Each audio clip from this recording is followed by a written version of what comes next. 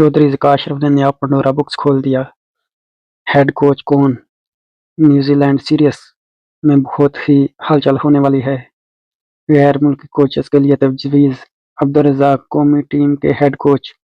आपको बताते हैं, शाहीन शाह अफरीदी को मज़ीद मौका देना चाहिए था। ज़का अशरफ का कहना था, शाहीन शाह अफरीदी को खूब मौका देना चाहिए था। वो एक अच्छे ऑलराउंडर और अच्छे बॉलर हैं।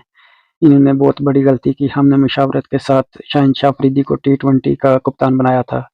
आपको बताएं, मोहम्मद यूसुफ को कौमी क्रिकेट टीम का हेड कोच बनाया जाने का इम्कान है।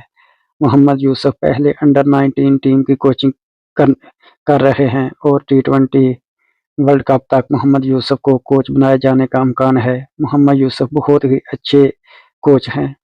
न्यूजीलैंड के खिलाफ T20 सीरीज मुल्की कोचेस की खिदमत लेने का फैसला।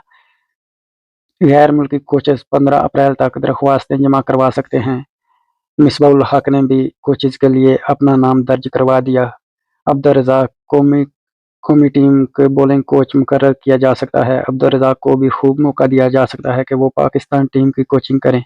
याद रहे, मोहम्मद यूसुफ और अब्दुल रज़ाक दोनों ही पाकिस्तान टीम के सबका बहुत ही बेस्ट मैन और अब्दुल रज़ाक बहुत ही ऑलराउंडर अच्छे थे।